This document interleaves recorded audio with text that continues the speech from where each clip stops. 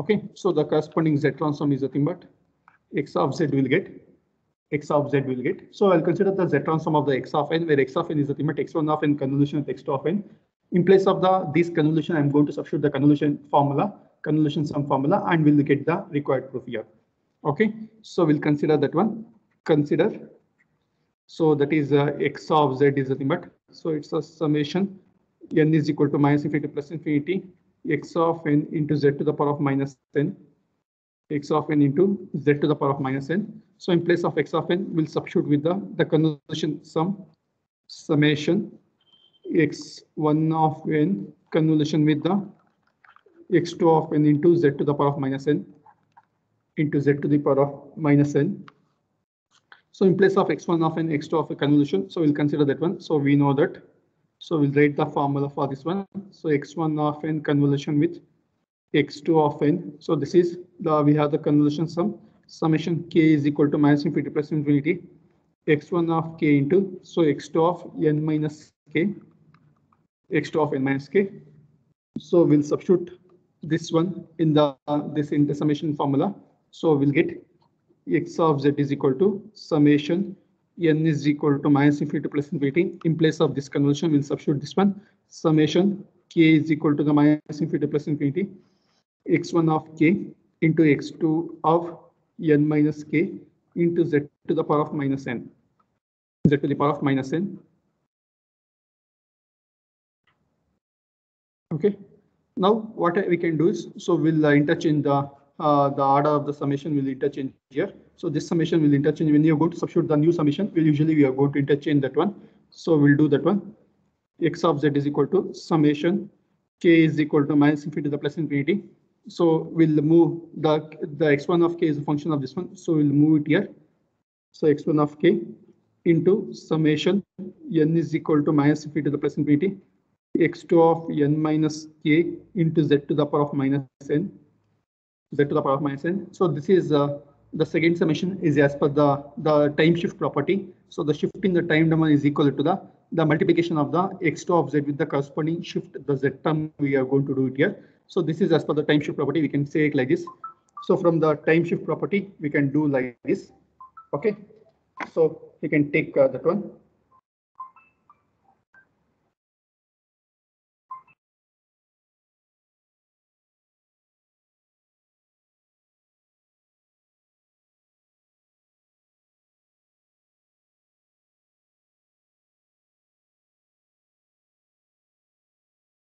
Okay, so done. What we will do is, so we're going to interchange. So this is as per the time shift property. You can say that. So from time shift property, so this is as per the time shift property. So we can write like this. From time shift property, we can convert this into this one. So this is similar to the time shift property. So we'll apply that one. So it has become the summation k is equal to minus infinity to the plus infinity. So x1 of k. So x1 of k into this has become. So this has become x2 of z into z to the power of minus k. x2 of z into z to the power of minus k will get x2 of z into z to the power of minus k. Okay, now what we can do is, so this is the x1 of k into z to the power minus k is this. So we can write this one as the convolution, and that is the z transform of x1 of k we can write here. So this one we can write as x of z is equal to, so it has become x1 of z into x2 of z. x1 of z into x2 of z will get here. So therefore we can write the convolution in the time domain, that is nothing but x1 of n convolution with the x2 of n. So the corresponding, if you take the z transform, so this has become x1 of z into x2 of z will get here. This is called as the convolution property. That is the convolution in the any time domain is equivalent to the multiplication, the respective frequency domain, or which are the domains you're going to get. So that is the multiplications will get here. Okay, so this is called as the convolution property of the z transform. Next, we'll go for the one of the important property, which is called as the differentiation in the z domain. Differentiation in the z domain.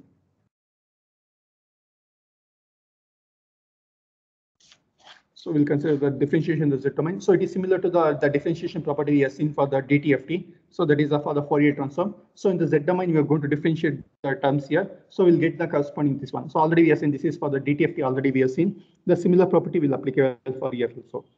Okay. So let us take the statement here. If x of n Z transform is equal to x of z, x of n Z transform is equal to x of z. So then n into x of n, the corresponding Z transform, we can write as minus z into, so dx of z divided by dz, minus z into dx of z divided by dz here. So this is the property which is called as the differentiation in the frequency domain property or the Z domain property. So in order to prove this one, we'll consider the Z transform formula. So we'll consider the Z transform of x of n. The Z transform of x of n is nothing but summation x of n into z to the power of minus n. X of n into z to the power of minus n. Okay. Now, so what we'll do is, so we'll this one. So we have, this is nothing but x of z here. So we got x of z is equal to summation n is equal to minus infinity plus infinity x of n into z to the power of minus n. Okay, so this one we are going to differentiate in the time domain and the z domain. So we are going to differentiate here. We are going to differentiate in the time and the z domain. Okay, so let us differentiate. So differentiate both the sides. Differentiate both the sides.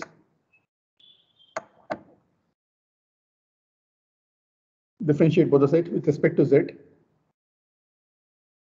Differentiate both the sides with respect to z.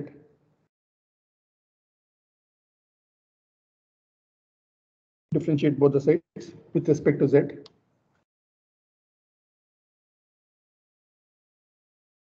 Differentiate both the sides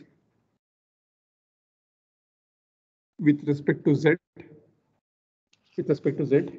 So we'll differentiate both the sides with respect to z now. Okay, so you're going to differentiate with respect to z. The definition of this one is nothing but dx of z divided by dz. In this side, summation is equal to minus infinity plus infinity. So we're going to differentiate here. So that is nothing but x of n into, so dz to the power of minus n divided by dz here. Dz to the power of minus n divided by dz. So this has become, so I'm going to differentiate z to the power of, the definition of x to the power of n is nothing but n into x to the power of n minus 1. So it is n into x to the power of n minus 1. So when you're going to differentiate, this has become a summation n is equal to minus infinity to the plus infinity x of n. So it has minus n into, okay, so dz to the power of minus n minus 1. Okay, n minus 1 is nothing but, so n minus 1 divided by dz will get here, divided by dz. So what we'll get is, so it is dx of z divided by, okay.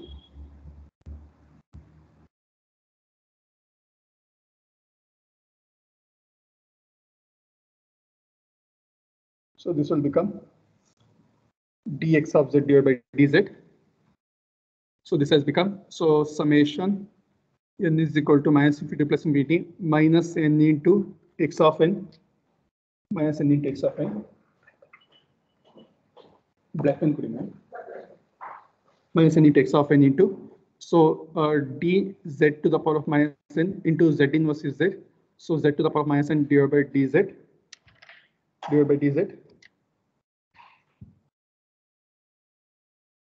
Okay, so z inverse. So this one we can write as z inverse can be written as 1 by z here. Okay, so 1 by z, if you cross multiply, it has become z into dz here. So I can note down this one. So we'll rewrite this one as, so we'll get take this form. So minus z dz will take this one. So it has become minus z into dx of z divided by dz. So this is summation n is equal to minus infinity to the plus infinity n into x of n into z to the power of minus n. n into x of n into z to the power of minus n.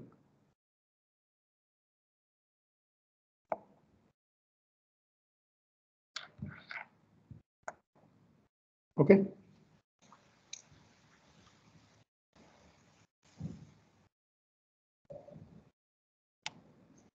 Now this we can write as the z transform of x of n. So this one we can write. So z transform of n into x of n. So this has become equal to the minus z into dx of z divided by the dz. Okay, or else we can say n into x of n, the z transform, it has become minus z into dx of z divided by the dz. This is a very important property. This is the very important property. So where we are going to have the differentiation of z domain is equal to the, so multiplying the n with the x of n, that is in the time domain. So right, so this is the differentiation property in the z domain. Now we'll consider one of the important theorem, which is called as the initial value theorem. So initial value theorem is one of the you are seeing in the Laplace transform you are seeing. So we'll consider that one. Okay, so take the next property, which is called as the property number 7, which is called as the initial value theorem.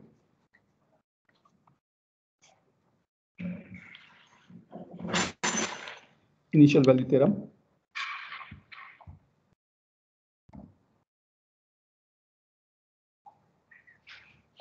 Okay, so done. So if we take for the causal sequence x of n,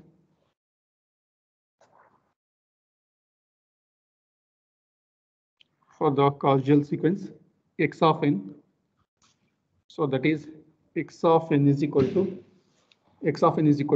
0 for n is less than 0. For n is less than 0, and if x of n z transform is equal to x of z, then we have limit n tends to 0 x of n, limit n tends to 0 x of n, which is nothing but when I substitute n is equal to 0, this has become x of n here. Okay, so this will become x of n.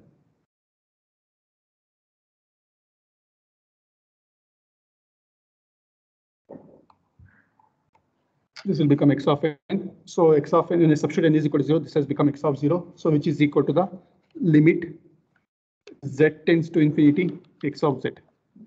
So this is similar to the initial value theorem, which we have studied in the Laplace transform. The same property. This is called as the same property. Any doubts? Okay, so this is called as the initial value theorem we are going to consider.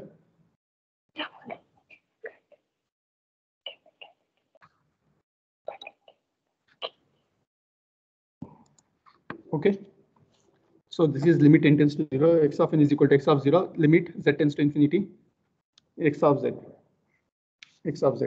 So this is called as the initial theorem. So what you're going to do is you are going to make n is equal to the 0 we'll make here, that is become x of 0. We'll find out the property here. Okay, so we'll consider now to prove this one, we'll consider the z transform of x of n. So we'll consider the z transform of x of n is nothing but x of z. So since it's a causal sequence, that is it is 0 for n is less than 0, I'm going to begin from summation n is equal to, let us write the generalized formula first here. So x of n into z to the power of minus n, x of n into z to the power of minus n. So we'll consider the x of n is a causal sequence. So you can take, since x of n is equal to 0 for n is less than 0, so we'll rewrite the formula as x of z is equal to, so summation n is equal to 0 to infinity x of n into z to the power of minus n, x of n into z to the power of minus n. So this one I'm going to expand on the RHS part here. If I expand, if I substitute n is equal to 0, it has become x of 0. Okay, so plus x of 1 into z to the power of minus 1 plus x of 2 into z to the power of minus 2 plus so on will be there here. Okay, so this one we can write as x of 0 plus x of 1 divided by z. So z inverse is nothing but we can write as z here. So x of 2 divided by z plus so on. Okay, so this is the Z transform of x of z here. So what we'll make is, we'll make the, since I want the limit z tends to infinity, I need here limit z tends to infinity. I'll take the limit z tends to infinity on both the sides here. So you can take limit z tends to infinity on both the sides, on both sides. So if I take here, it will become limit z tends to infinity. So x of z.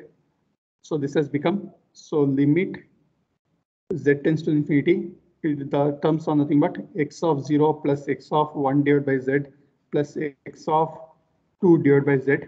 Okay, so plus so on we'll get here. So on we'll get. So right.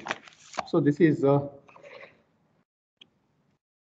get here. Now z is nothing but, z is nothing but 1 by 0. So when I substitute z is equal to 1 by 0, so it has become equal to the 0 we'll get here. So this product will become 0. So it will become limit z tends to infinity x of z. So this is nothing but x of 0 will get here, because when I evaluate the z is equal to infinity on both the sides here, so this will become like this. So this in term we can write as the, so limit n tends to 0. This we can write as a limit n tends to 0 x of n we can write here. Limit n tends to 0 x of 0, because here x of 0 is there. That means that n is tending to 0. Or else we can write like this. So limit n tends to 0, n tends to 0 x of n. So this is equal to the limit z tends to infinity x of z. So this is the property which is called as the initial value theorem. This is a property which is called as the initial value theorem. So similarly, we have the final value theorem also. We have here final value theorem also. So done.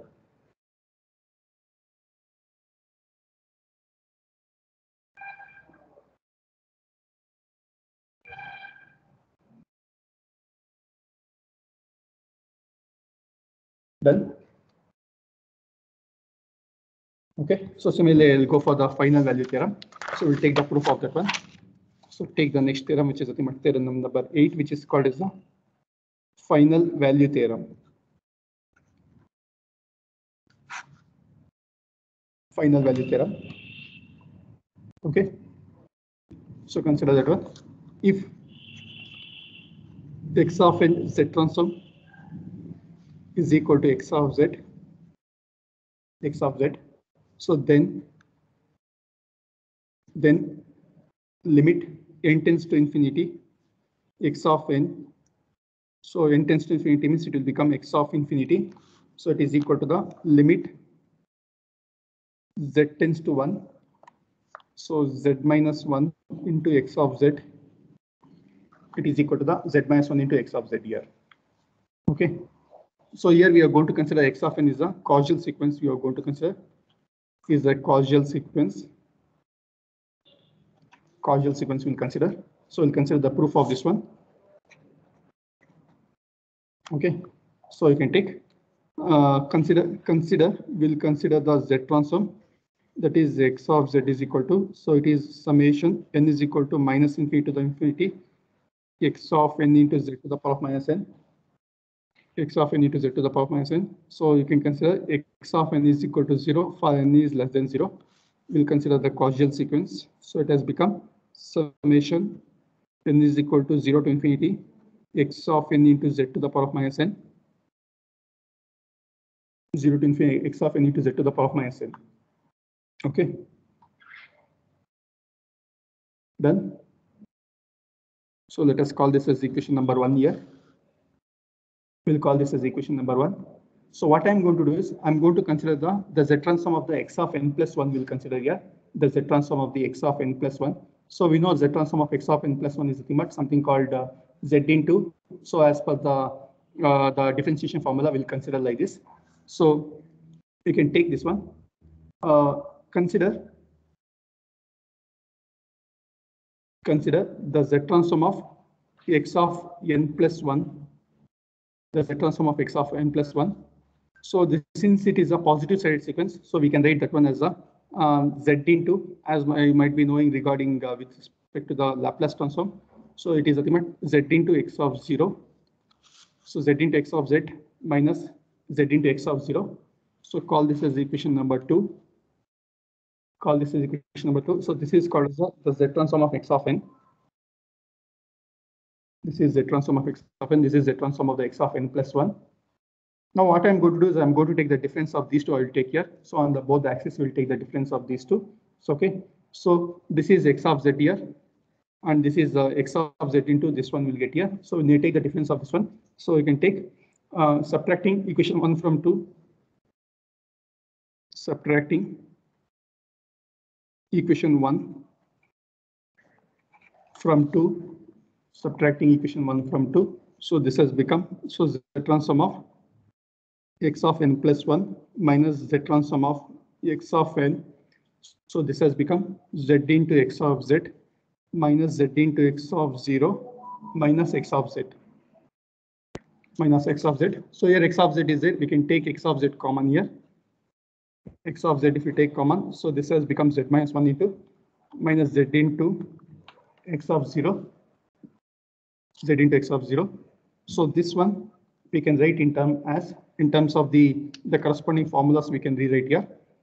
That is summation n is equal to minus infinity plus infinity x of n plus 1 into z inverse z to the power of minus n summation n is equal to minus infinity plus infinity x of n into z to the power of minus n. Okay. So now what we can do is, so z to the power of minus n is common among these two. Z to the power of minus n is common. So we'll take those terms common here. So before that, what we can do is we'll take limit z tends to, because in the formula for the final value term, we want z tends to infinity on both the sides here. So let us take z tends to infinity on both the sides here. Okay. So done, right? So we'll consider take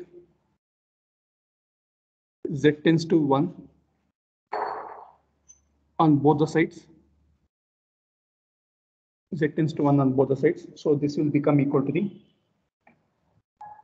so this will become equal to the limit z tends to 1. So we have the, on the, I'll write the RHS part first, I'll write here. So that is x of z into z minus 1 minus z into x of 0. Okay, so this is the RHS part I'm going to write here. On the LHS part, it will become, so limit z tends to 1, z tends to 1. So the summation we have n is equal to 0 to infinity. We have the two terms. One is x of n plus 1 minus x of n into z to the power of minus n into z to the power of minus n. Okay, so what I'll do is, so I'm going to expand this summation here. I'm going to expand the summation. So when you expand the summation by substituting the different values of n here, when you substitute n is equal to 0, it has become x of n is equal to 0 means it will become x of 1 minus x of 0 will get here. When I substitute n is equal to 0, okay, into z to the power of 0 minus, okay, so first let us evaluate z is equal to 1. If I evaluate z is equal to 1, this will become equal to 1 here. So just a minute. When I evaluate z is equal to 1, so this will become limit n is equal to, summation n is equal to 0 to infinity x of n plus 1 minus x of n into z is nothing but 1 to the power of minus n will get 1 to the power of minus n. So now when I substitute n is equal to 0, 1, 2, 3. So for n is equal to 0, it has become x of 1 minus x of 0. Next plus when I substitute n is equal to 1, x of 2 minus x of 1. Next n is equal to 2, x of 3 minus x of 2, and so on it will become here. So what happened? This x of 1 will get cancelled, x of 2 will get cancelled. The only remaining quantity is nothing but minus x of n will get here. The only remaining quantity will be the minus x of the initial term and the last term will get here. So that is we can write as, that term we can write as a, so that is when I substitute n is equal to infinity, so it has become equal to the x of infinity will get here. So the only remaining terms are nothing but x of infinity is the only remaining term, x of infinity. Okay, done, right? So this is x of infinity will get here. So on the LHS part we have limit z tends to 1 x of z into z minus 1 z minus 1. So sorry, along with this one, we have x of 0 is there. X of 0, sorry, x of 0, and the final term and the last term will left out here, x of 0. Okay, so here minus z into x of 0 will be equal to this one. So just I'll rewrite just a second. So we have limit z tends to 1, x of z into z minus 1 minus z into x of 0. So this is equal to the first term x of 0 and the last term x of infinity. So we have left out. So here when I substitute z is equal to, when I evaluate the limit for this one, so it will become limit z tends to 1, x of z into z minus 1 minus this has become equal to the x of 0. So I evaluated the limit for this one is equal to x of infinity minus x of 0. This x of 0 will get cancelled. So this in turn we can write as the limit n tends to infinity x of n, limit n tends to infinity x of n, limit n tends to infinity x of n we can write. On the RHS part, LHS part we can write as limit z tends to 1 x of z into z minus 1. So this is what is called as the final value theorem. So this one you're going to call it as a final value theorem. That's a proof of this theorem. Okay. So these are the properties of the Z transform, and we have seen many problems we have seen here. So just I'm going to summarize some of the useful Z transform pairs here, so that it will be useful for finding the inverse Z transform. Okay. So see some of the properties. Some Z transform useful pairs we'll see here. So you can take Z transform. Okay, Z transform pairs you can take. Z transform pairs. So in the time domain, we'll consider the sequence. In the Z domain, okay. So in the time domain, we have first one is unit impulse function delta of n. So the corresponding Z transform is, and we'll see the ROC also. We'll consider the ROC. So this is Z domain, and this is the ROC we'll consider. So in the time domain, it is delta of n. The Z domain is 1. So it is all Z is the ROC, and delta of n minus n naught. So this is nothing but z to the power of minus n naught will get, and delta of n plus n naught. So this is delta of z to the power of plus n naught. Okay. So next we have the unit step function, which is called as u of n. So this is divided by z minus 1 with the ROC z is greater than 1. So the ROC is important for this one. So next one we have seen the minus u of n minus 1. We also will get the same thing with the ROC is less than 1. So this is very much important. The ROC is very much important here. So next we have seen the exponential terms we have seen. That is the alpha to the power of n into u of n. So it is z divided by z minus a. The ROC is z is greater than a. This is for the positive sided sequence. For the negative sided sequence, minus beta to the power of n into u of minus n minus 1. So this is z divided by z minus beta, with the ROC is going to lie less than beta. And next one we have the unit that is the double sided sequence we have. So alpha to the power of n into u of n minus beta to the power of n into u of minus n minus 1. The Z transform is z divided by z minus alpha plus z divided by z minus beta. So where alpha is less than z is less than beta is the ROC. Okay, so these are some of the Z transform pairs we have seen, and also we have seen with respect to the n into u of n, n into u of n. So that is z divided by z minus 1 the whole square with the ROC z is greater than 1.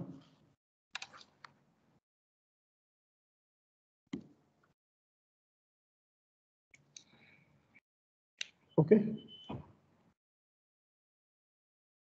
Later we have seen with the sinusoidal functions we'll see. We have seen. So take this one.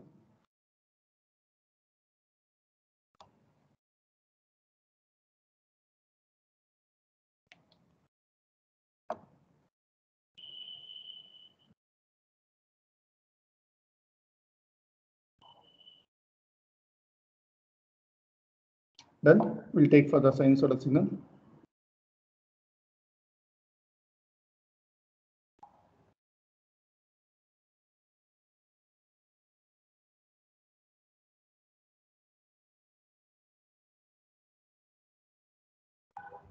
Okay, so we'll consider the 10th one. So which is sine omega n into u of n, the corresponding z transform, which is nothing but, so it is z into sine omega n divided by z square minus 2z into, so cos omega plus 1 with ROC is z is greater than 1.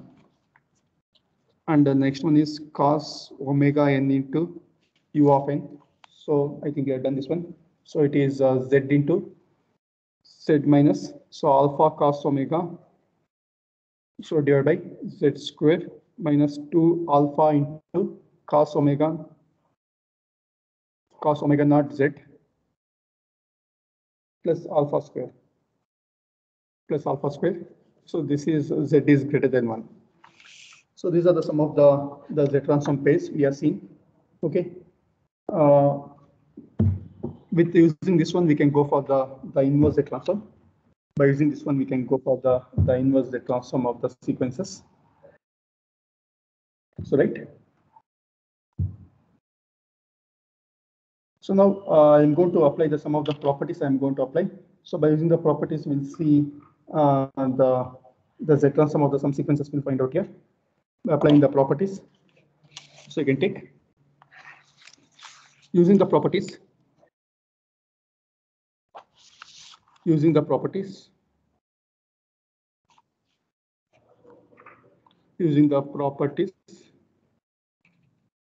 Find z transform of the following. First one, x of n is equal to u of minus n. So this is for this one, we can apply the time reflection property we can apply here. So we know that. So the z transform of u of n. So already we know it is nothing but z divided by z minus 1 with z is greater than 1. That is ROC is z is greater than 1. Now as per the time reflection property, so we know that. So from the time reflection property, so we already seen. From the time reflection property, we have seen that is x of minus n. When I take the z transform of this one, so it has become x of 1 by z will get here. So if n is become minus n, so z will become 1 by z here. So this as per this one we can write. So therefore the z transform of u of minus n will become, so z inverse divided by z inverse minus 1, or else it will become, so when z inverse when I take here, so it will become 1 divided by 1 minus z will get with the ROC. So 1 by z is a limit. So ROC is going to lie inside the circle. That is z is less than 1. So since it's a negative sided sequence, as from the properties of the ROC is going to lie inside the circle.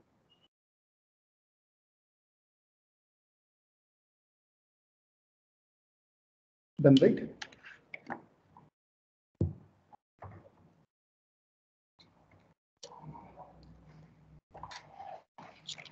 We'll go for the next problem. Take the second problem. U of x of n is equal to u of minus n plus 1. U of minus n plus 1. So this one we can write in term as, so that is u of minus, if I take common here, it has become n minus 1. Okay, so n minus 1. So we can apply the time shift property and the time reflection property we can apply here. So both the properties we can do apply. So here what I'll do is, first I'm going to apply the z transform of u of n, then time shift property will apply, then we'll apply the time reflection property. Okay, so we know that. So that is the z transform of u of n, so which is nothing but z divided by z minus 1 with ROC z is greater than 1. With ROC z is greater than 1. So from time shift property, we'll consider the time shift property. So that is from the time shift property, we have x of n minus n naught. If I take the z transform, this has become x of z into z to the power of minus n naught, x of z into z to the power of minus n naught. Therefore, we'll consider the z transform of u of n minus 1, u of n minus 1. So this has become equal to the, it has become equal to the x of z. So x of z is nothing but it is z divided by z minus 1 into, in place of n naught we have z minus 1. Okay, so your z inverse and z will get cancelled. So this has become equal to the 1 divided by z minus 1 will get 1 divided by z minus 1. Now we'll apply the time reflection property, that is u of minus n minus 1, the corresponding this one. So here we need to replace z with the z inverse minus 1. So it has become z divided by the, so 1 minus z will get, with the ROC is going to lie inside the circle. With the ROC is going to lie inside the circle. So this is by applying the time reflection property.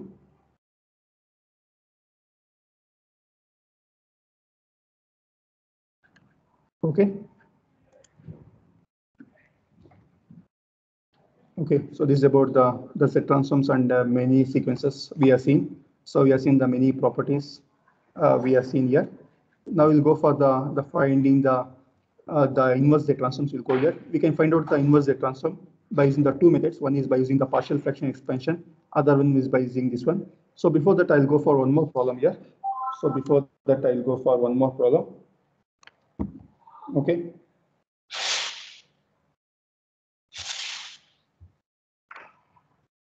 We'll go for another problem. So take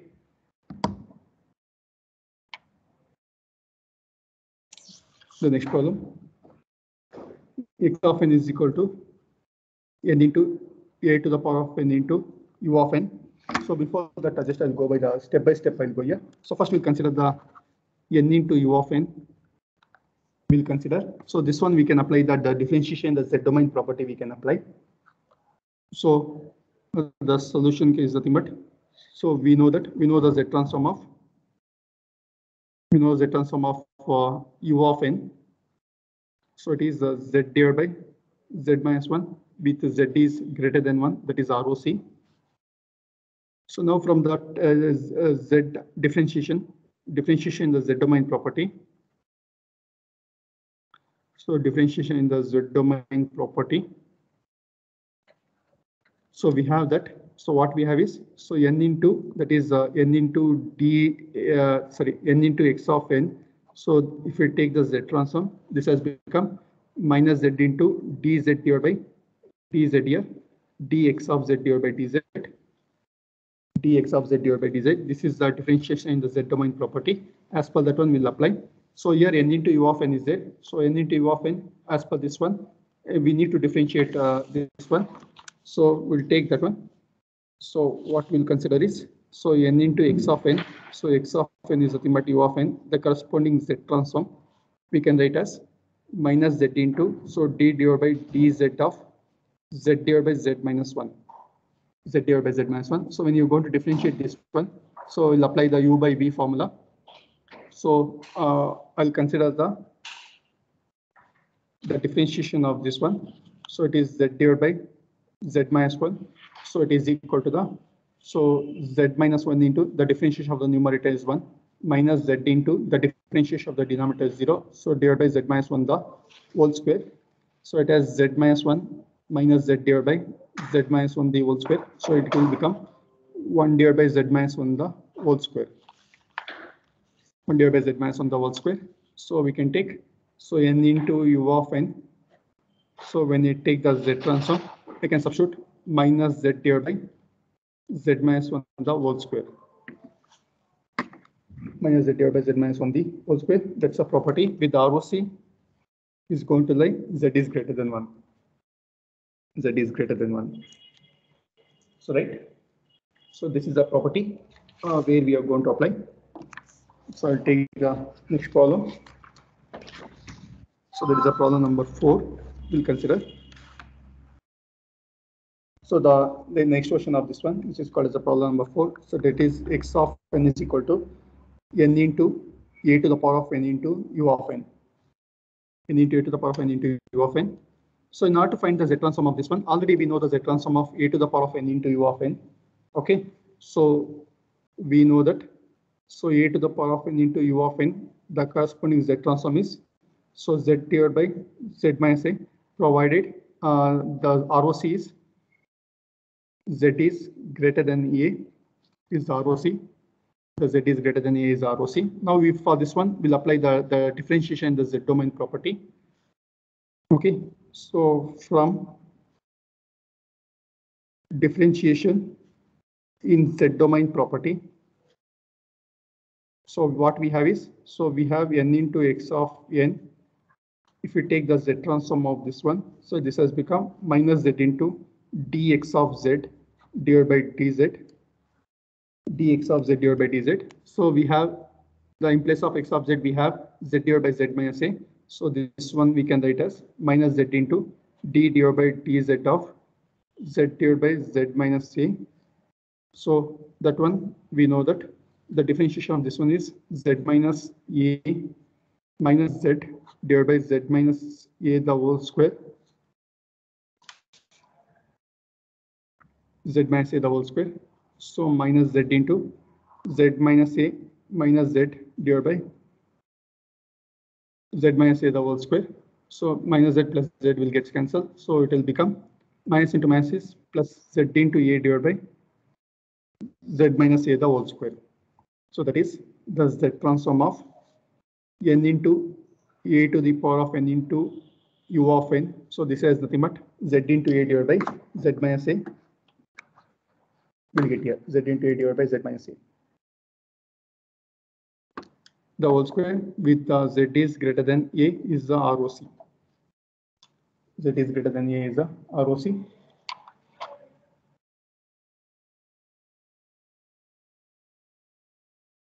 Done.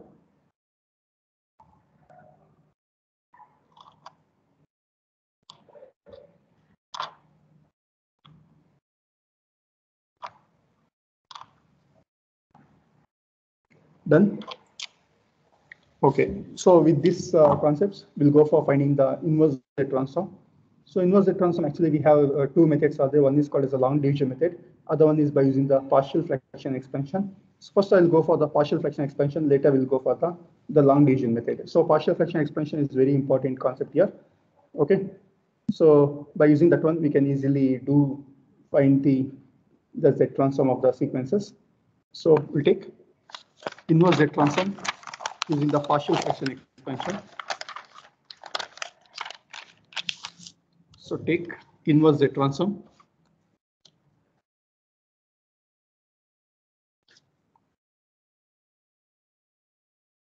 So we have the two methods. First one is using the partial fraction expansion.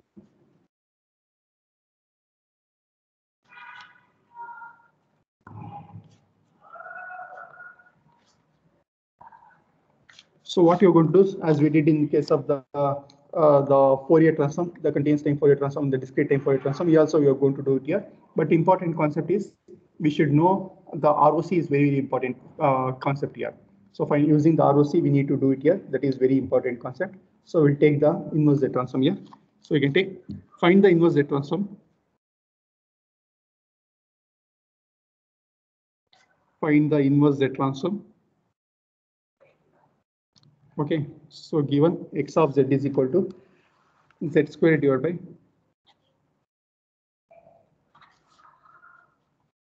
x of z is equal to z squared divided by z minus 1 into z minus 1 by 2 with the ROC. So with the different ROCs, we can write here ROC z is greater than 1. And I'll take the first different cases I'll take here. The second case is, so 1 by 2 is less than z is less than 1. That is the second ROC we'll consider. So now we need to find out the inverse Z transform here. So for this one, so we'll find out x of z is equal to, so z squared divided by z minus 1 into z minus 1 by 2. This one we can express as a divided by z minus 1 plus p divided by z minus 1 by 2. Now we'll take the LCM. So when you take the LCM, for this one, So we'll get the different terms we'll get here. Let us take the LCM.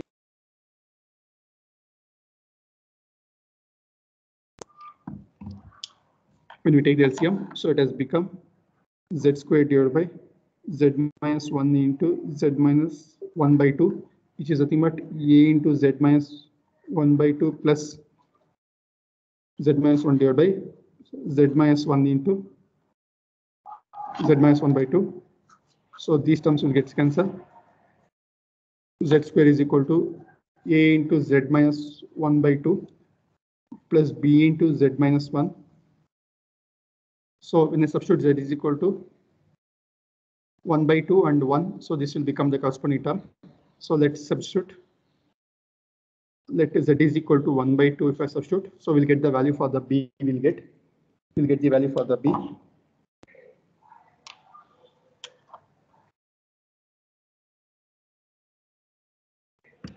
We get the value for the b. So when I substitute z is equal to 1 by 2. So this implies that. So it is 1 by 4 is equal to the. So b into 1 by 2, or else b is equal to the 1 by 2 will get here. So similarly, when I substitute z is equal to 1, it will become a will become equal to the. So a into 1 by 2 is equal to z, or a will become equal to the 2 will get here. 2 will get.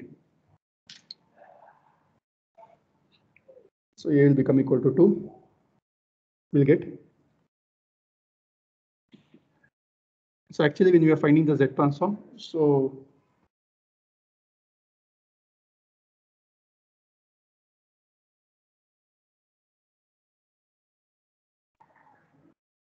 actually, when you are finding the z transform, we need to consider that so 1z is required here. So we'll consider as x of z divided by z will consider here. So instead of z square, we'll consider x of z by z here. So it will become easy. X of z will become, sorry, we'll consider this as x of z divided by z. So 1z I'm going to cross multiply here because this z we can substitute back and we can find out the inverse z transform easily. So here, when I substitute here, this is z, not z squared, this will become z. So sorry, make the correction. So this is 1 by 2. This is 1 by 2. So it will become, b will become 1 and a will become equal to the, so 1 will get here. Sorry, a will become equal to 2 and b is becoming equal to 1. When you substitute back, what will be there is, so we have x of z divided by z is equal to the a divided by z minus 1. That is in place of a, we have this one, plus b is 1 divided by z minus 1 by 2 will get. So when you cross multiply, x of z is equal to 2 into z divided by z minus 1 plus z divided by z minus 1 by 2 will get here. Now we'll consider different ROCs and we'll evaluate this one. So first case is it has been given z is greater than 1. So when z is greater than 1 means ROC is going to lie outside the circle, means that both are the positive sided sequence here. Both are the positive sided sequence. So we have that.